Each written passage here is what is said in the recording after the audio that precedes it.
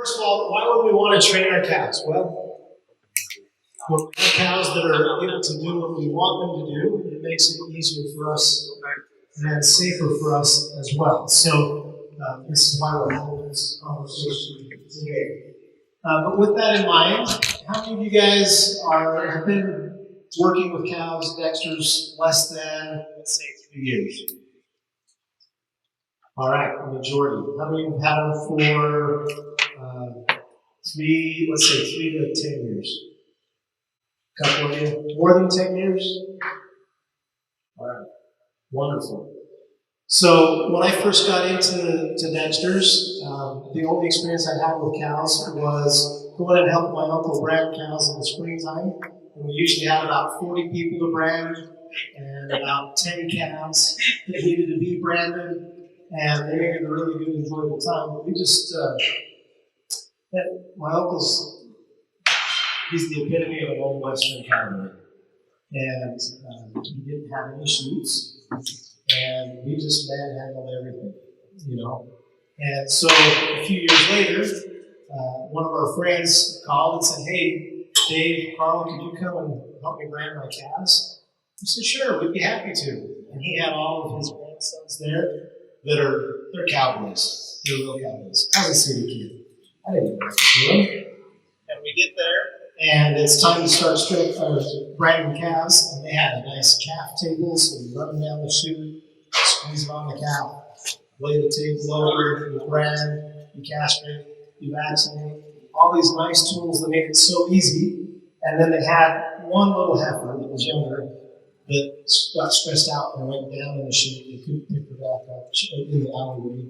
And I said, "Well, let's just take her out and stretch her." They said, "What do you mean?" And I said, "Well, you take her out and lay her down, and pull that top leg back, and the bottom leg down. You can have access for everything you need to do." I said, "How do you do that?" I'm like, "You're the cowboys. You guys should know how to do this." And I realized that I've been taught old school cowboy stuff. And, but it made it work really easily for us. And typically, we didn't have a chute. We didn't have ways to handle our cows with equipment that made it safe and easy for us. And that's not as fun. It's doable, but it's not as fun. So having your cows trained and having equipment to use makes it a lot better. But with that being said, any questions that you have, we're going to have our panel answer those the best that we can. But while you're thinking of your first questions, I'm going to ask them, as you started working with your cows, what was the best thing that you found to make it easier for you and more enjoyable for you as far as training your cows goes? What was the number one thing that you said that made a difference?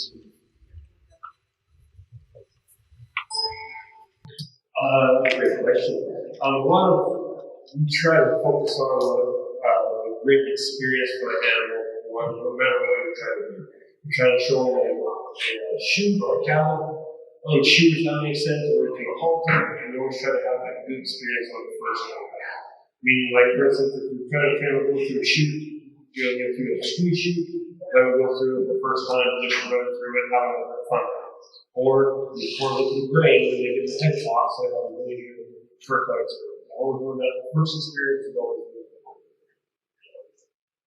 Perfect. So making sure that first experience is a good experience for the animal makes all the difference in the world when you're kind of teaching them something new. So kind of the rule of thumb that I go with on that one is if I can check the animal daily, multiple times a day, preferably, I leave halters on. If I'm going to be leaving them unattended for a week or two out on a pasture or something like that, then I'll take it off. Especially chain halters, because if they get caught on that, it's not going to break away. They're designed not to break away. So, great question. All right. Any questions from you guys here? Okay, so let's talk about specific things that we need to do with them then. So Weston mentioned getting the chute. So if you are handling your animals, you need to do vet work with your animals, which all of us need to do at some point, whether that's a vaccination, deworming, or they have an injury, or they're calving, and we need to handle them. So, Weston, you talked about making sure it's a good experience for them the first time. When it comes to handling for treating them, vetting them, what do you do? How do you work with your gals? How do you run go through that process a little bit? Once again, very depends on what people for, if that makes sense.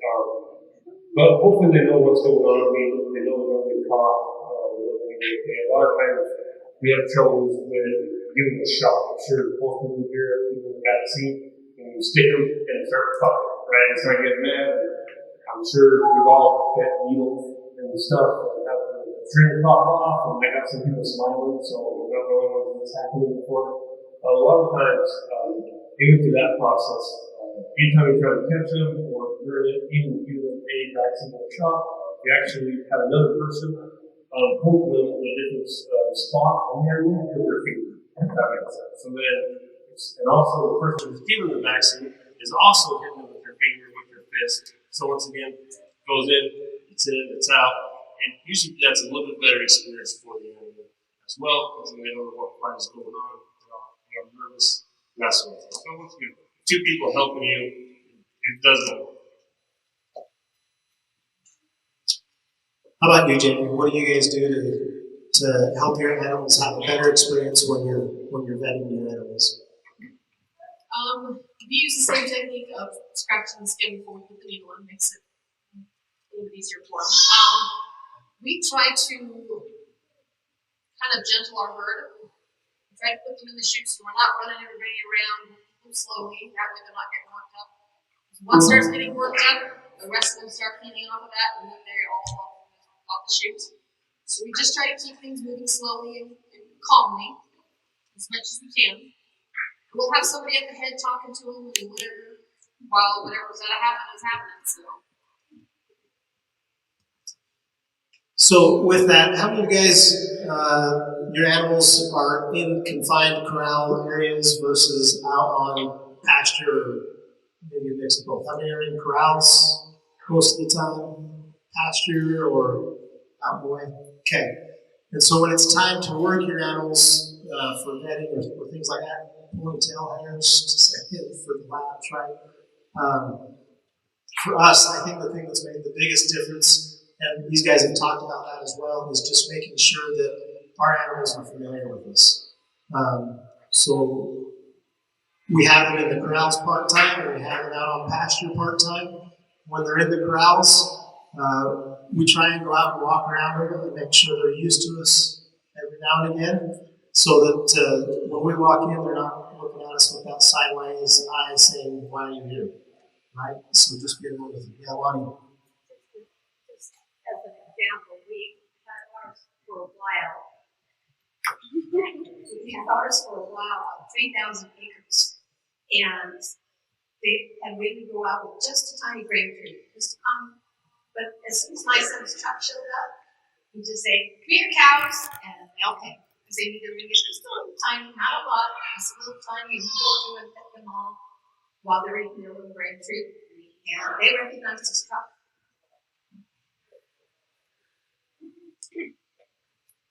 Yeah. So we don't grain our cows, but we do use grain as a treat, as a reward.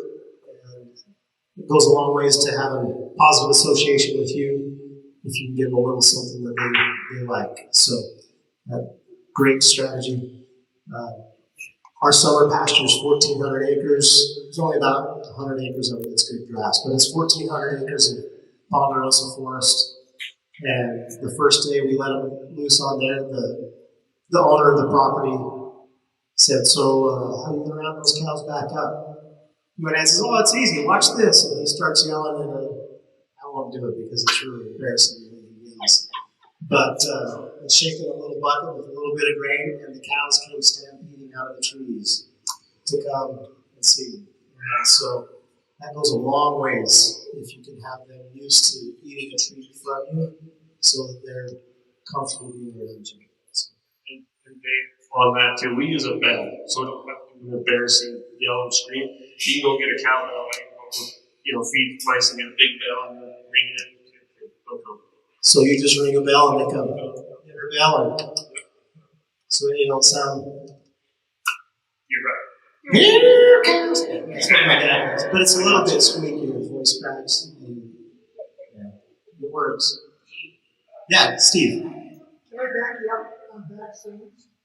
Yes. I've had a couple of customers that purchased from me, and they don't want to buy anything that's been vaccinated. I like to give them their vaccinations. What do you think? So I think you need to work with your local veterinarian as far as vaccines go, because they're going to be able to advise you on what's needed versus what's not needed. The general rule of thumb is I've been around this and researched and talked to different people on this. If you have a closed herd that's never going to go anywhere and never encounter other cows, you're just fine to not vaccinate. They'll get immunity from whatever affects them just fine. If you're going to come to a show where your cows are going to come in contact with the neighbor's cows through the fence or within a quarter mile of them, probably a good idea to throw a vaccine in for what is important for your area. Personally, I vaccinate. It's about, 75 cents to $3 depending on the vaccine that I'm using and for what purpose. And that saves me a lost animal. So for me, that's really cheap insurance to keep my herd healthy and keep animals alive. So that's what I choose to do. About 3 years ago, I had a little case of pneumonia breakout with my calves and ended up losing one. So since then, I give them a little vaccine for pneumonia at 3 days old. I haven't lost a calf since. So it cost me $3 a calf for that one. And 30 calves now. So I'm up to almost $100 and I've saved the cost of losing the heifer. So. At what age would you vaccinate? So depending on the vaccine and the purpose, that pneumonia vaccine for my calves, I give at 3 days old. My other vaccines, I give at weaning. And an annual booster. So when I wean the calves, I vaccinate the whole herd at the same time. And so that's when I do it. Yep. What about you guys?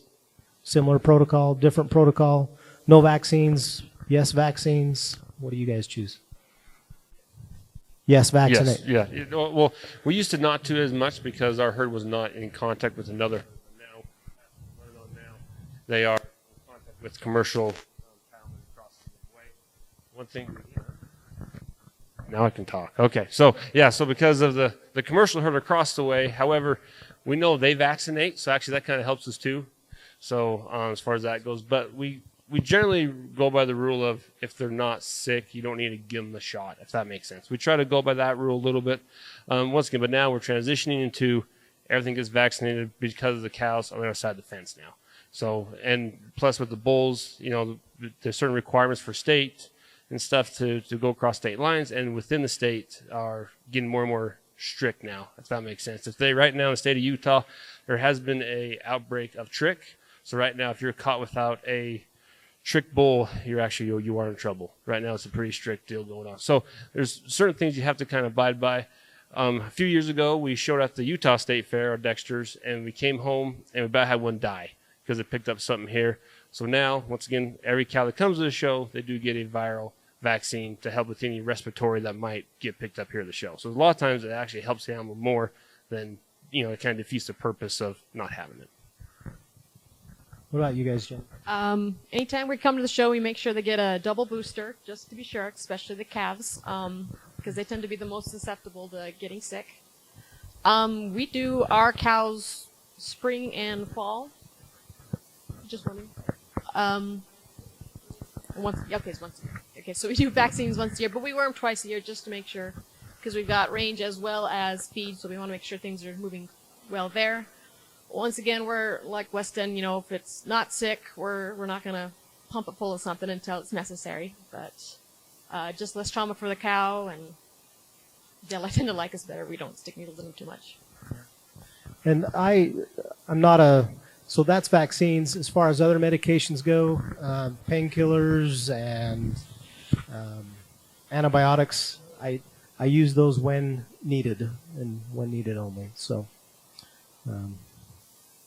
that helps. Yeah, Lonnie.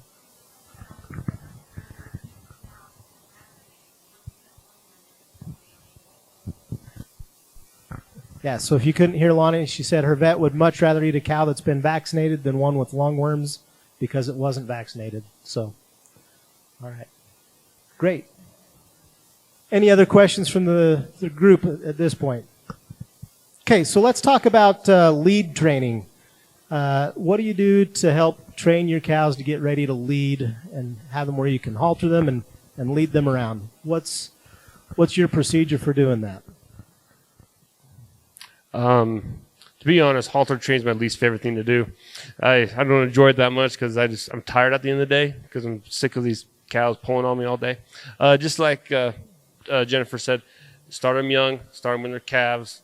Life goes a lot better. But what we first like to do is get a halter on them and try to drag them to a hitching post or a post where you can tie them up. We like to tie them up the first day for 4 to 6 hours, just trying to get their necks kind of sore and used to the halter, how the halter works, so they can learn if they walk forward, the pressure's released, that sort of thing.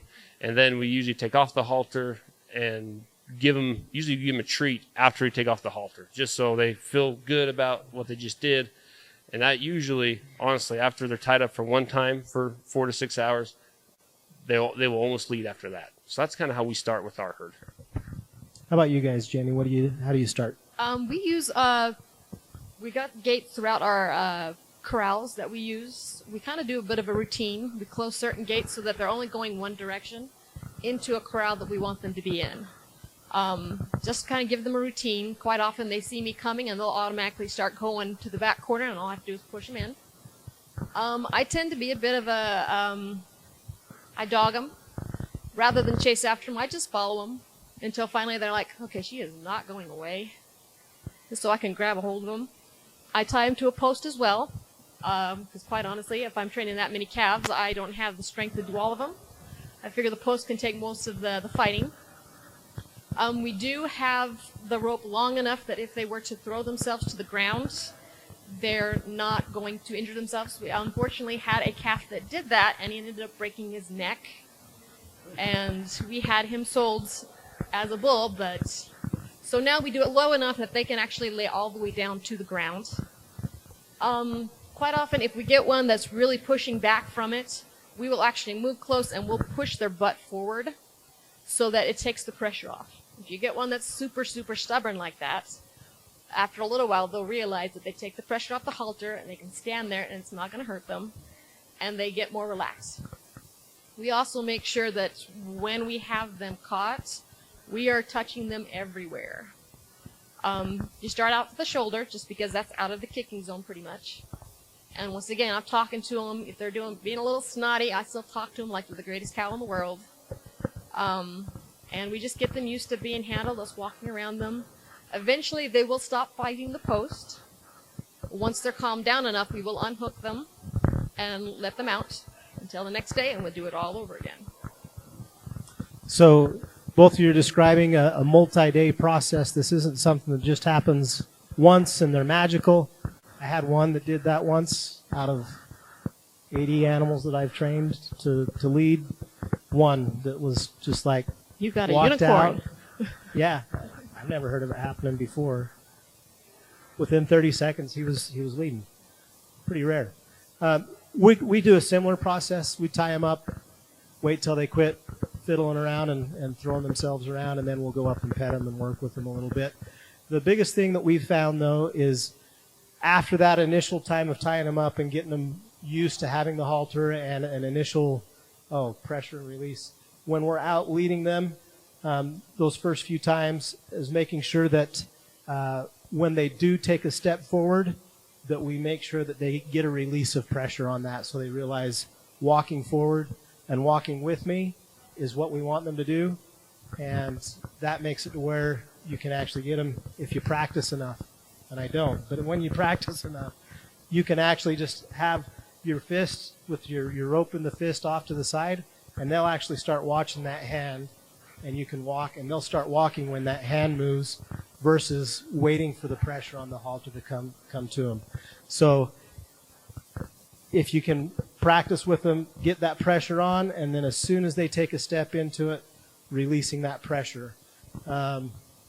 At first, that can be kind of hard, and so I'll actually wrap the rope around my waist so that I step against it with the pressure so it's consistent, because your hand's wobbling around out here everywhere. So I'll wrap it around my waist and hold it on the opposite hip from the calf right here and just lean against and put a little pressure on that calf, and as soon as they start coming towards me, I'll kick back towards them so that they get that release of pressure. And if you'll do that every day for a few days, that makes a big difference. Another good mentor of mine, he ties them to the post, and then the next day he ties them to the post again, and when they've settled down, he takes them and he leads, they've been tied for a few hours at this point, he takes and leads them to water, lets them get a drink of water, and then he takes and leads them back to food. So they get the idea that, hey, if I walk with this person, I'm going to get my water, and then I'm going to go back and I'm going to get my food. And they start to associate having a halter on and being led with getting food. And they're highly food motivated. So that's why grain works and everything else to help with that. Any other suggestions, ideas with halter training? Any other ideas that you guys have come up with? Yeah.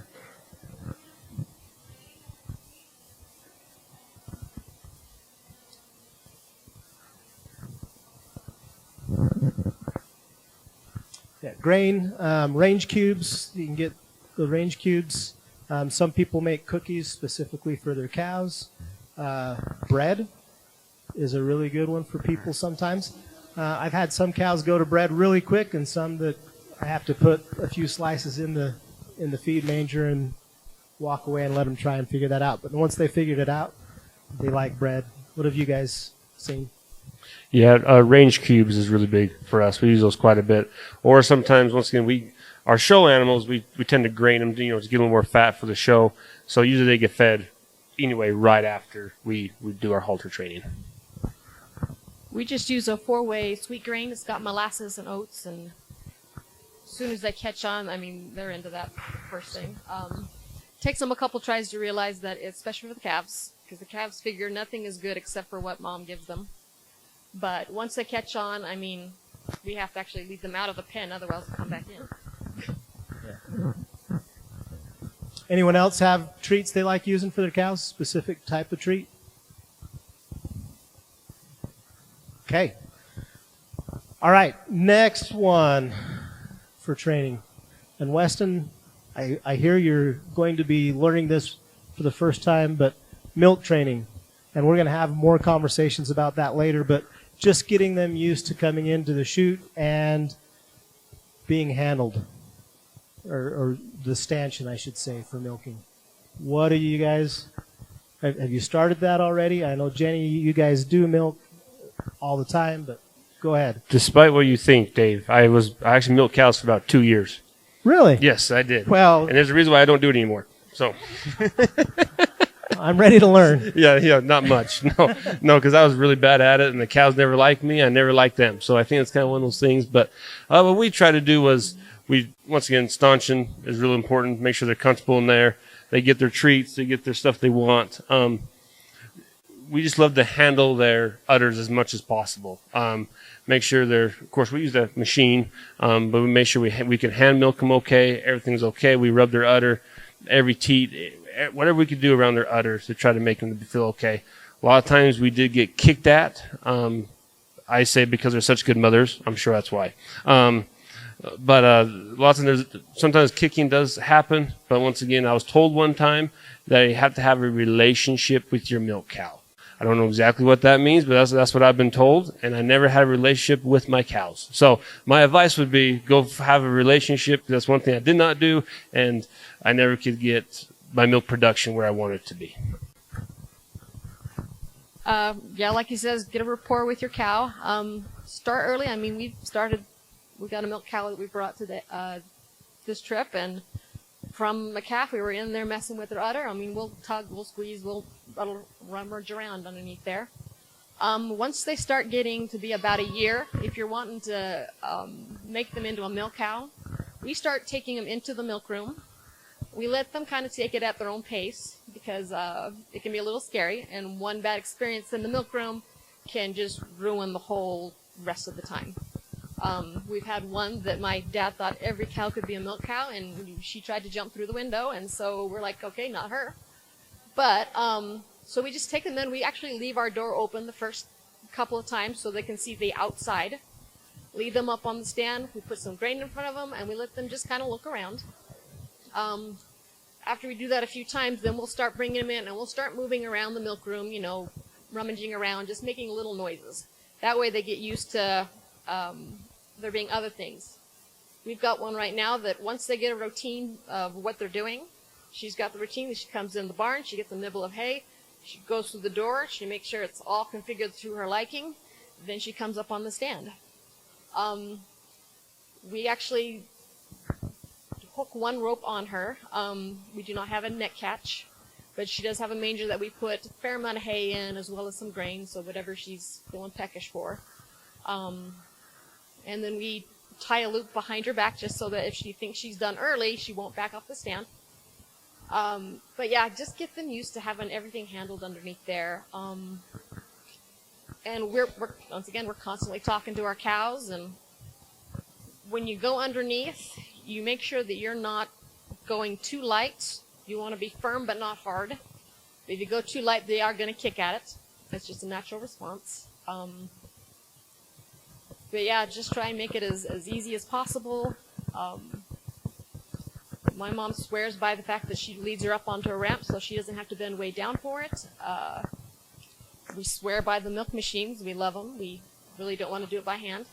But then they do tend to be noisy. So for a couple times, we'll actually turn the machine on without putting it on them, just so they get used to the noise. So you wouldn't recommend the first time that you ever decide to milk a cow, just leading her in, turn on the machine, and start going to town? We had one that did that. She lost her calf, but Money Pit is a completely different animal here. Right. She would break out of a pen and come on the porch and look through the windows looking for us. So you could go milk her. Yes, but don't expect every cow to just automatically accept a milking machine. Just like every cow, it may take them a couple times to get used to having a calf. They got to kind of get used to the sensation, so very, very rarely does somebody just come out like a full-blown milk cow. And be patient with it. If they lift their leg, you just be patient with it and go back in there, okay? So I should have talked to you. I had a cow that we decided to milk this year because she lost her calf. And so we let her in and started to work with her. And I had been given some poor advice, or found some poor advice from someone else that said if they lift their leg, you slap them hard and say no. And that did not go well at all. And so then I tried to shave her udder, and she was mad because I had slapped her and told her no. And we didn't get her udder shaved either. So then I turned on the milk machine, and that's when I was really glad my wife was in the room, because she went really bananas then and jumped out of the like her head was still caught, but she was out of the chute, my trim chute over here, and it was tipping over sideways. So I was holding that, keeping it from tipping over, and I'm like, put her back in. She's like, how? I'm like, grab her tail. So yanked her back in, and we got her settled down, and we ended up milking her for another 3 months or so, and then just dried her off. She did better, but she was always cautious coming into the milk room because she didn't have a good experience the first time. So my mistake for not getting her used to it early and listening to bad advice I found online of saying, if she lifts the leg, slap her and tell her no. So that being said, she was always great to me after that. She tipped the bucket over once. I think she lifted the leg about once every 25 times. It was like 3 or 4 more times is all. She was really but she was always really cautious and hesitant to come in because she was wondering what was going to happen. So, yeah.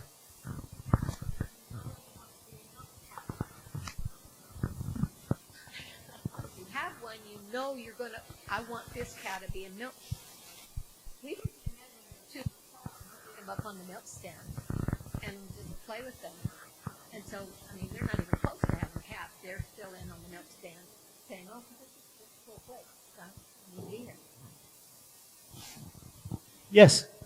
So she said if you have one you know you're going to make into a milk cow, start as early as, newborn calf, 2 months old. Lead them into the milk stand. Let them play around in there, handle them there, give them treats while they're there so that they associate that with great things and just everything you can to make it a familiar place rather than a new experience when you're trying to milk them for that first time. Did I summarize you correctly? Yeah. Go ahead, Audrey.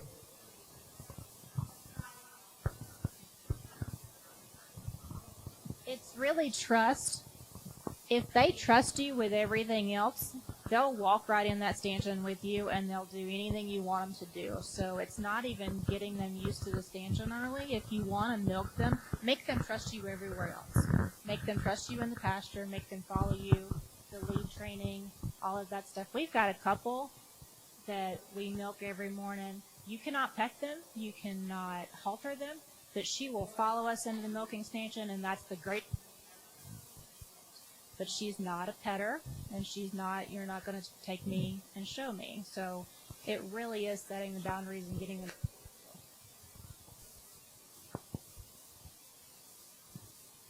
Wonderful. Any other topics, questions, training questions you might have that we could answer for you or discuss as a group today? Yes, go ahead.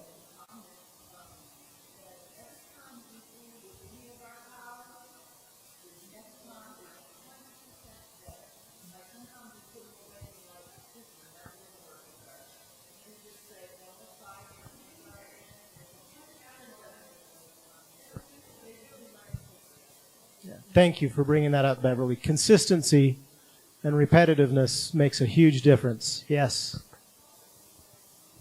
Any other questions or advice that you guys want to share? All right. Yeah.